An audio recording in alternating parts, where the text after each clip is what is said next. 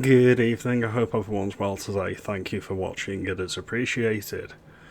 Dawn Butler of the Labour Party is one of the biggest racists and race baiters in the United Kingdom.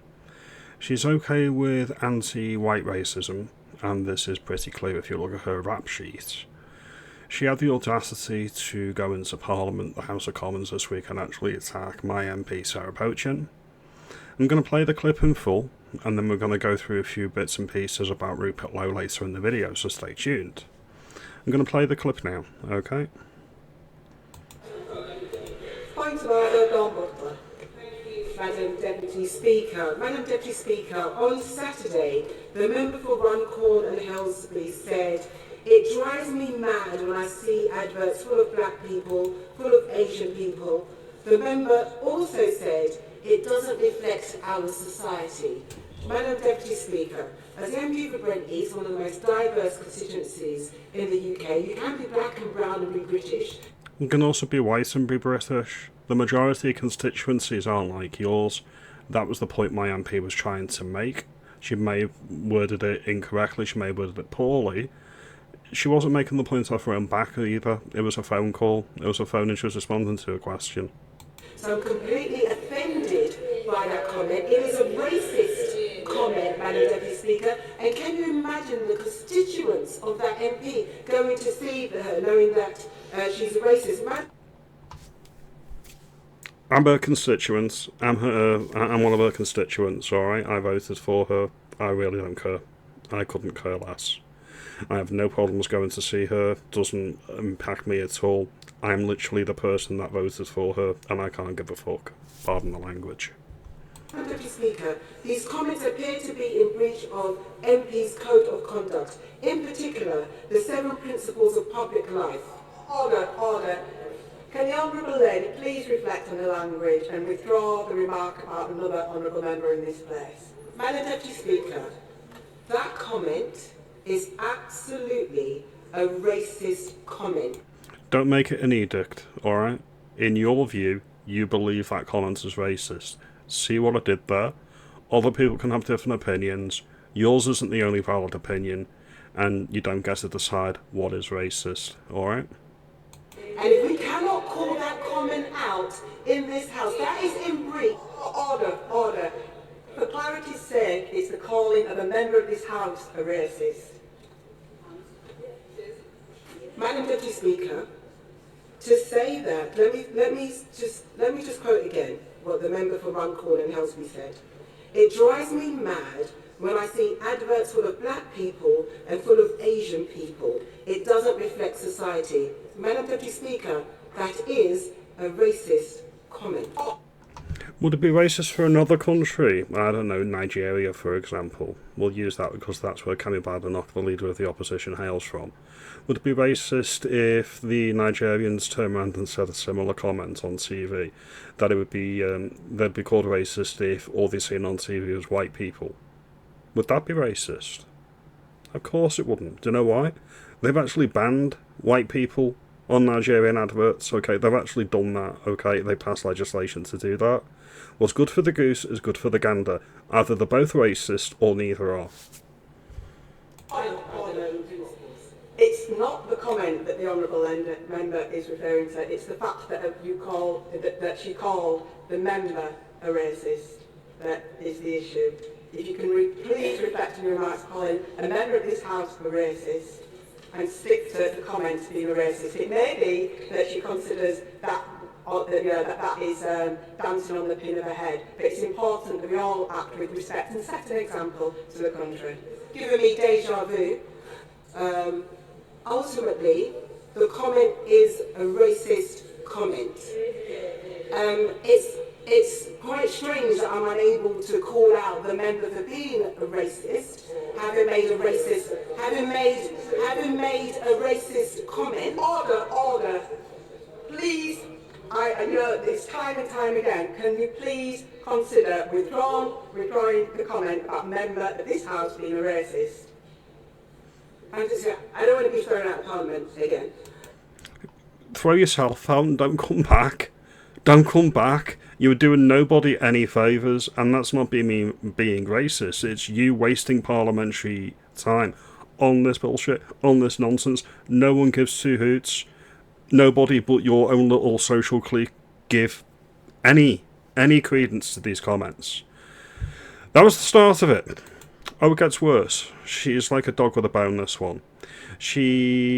Let's just remember what she said about the leader of the opposition. Alright? Labour MP shares a post saying Cammy Badenoch represents white supremacy in blackface. Dawn Butler appeared to endorse comments referring to Mrs Badenoch's Tory leadership win as a victory for racism. So she would call out people of her own skin colour or similar ethnic background as racist as well, because they are what some people would affectionately call, or I don't know, unaffectionately call, house Negroes. I wouldn't call anybody that. I think it's really, really disgraceful. But people that think like her would love to do it. Let me move on to this. She's actually, let's have a look here. These are the list of the MPs in Parliament that have signed her letter to investigate my MP Standards Commission. That's what she's actually done here. This is a list of the MPs that have signed her letter. So I'm leaving this on screen for a few moments so you can see if your MP is one of the ones that signed the motion. So we're done with that one now. Let's just see what this is now. It won't be a moment. This is the actual tweet that she put out. I've written to the Standards Commissioner alongside many MPs regarding the racist comments made by the Reform MP for Runcorn and Aylesbury. We are calling for a formal investigation as to whether the MP's code of conduct was breached. Our joint party letter is below. I'm not going to bore you with the specifics of the letter. It's pretty much blah blah blah racism, blah blah blah, I'm a race basic, blah blah blah, she's evil, blah blah blah, please sack her. That's pretty much the gist. Alright? What's more surprising is Rupert Lowe has actually come out to bat for Reform UK, which it takes a certain type of person to put personal differences aside for whatever reason with Reform as the brand and Nigel Farage, and actually put out these statements which I want to read. FYI for the record, I am a member of Restore Britain and Reform UK, and I think that's fair for me to put that out. So we'll look at this now. Rupert Lowe said this a few days ago on Facebook. Sarah Pochin had a point. White people are massively underrepresented right across society, very much including advertising industry.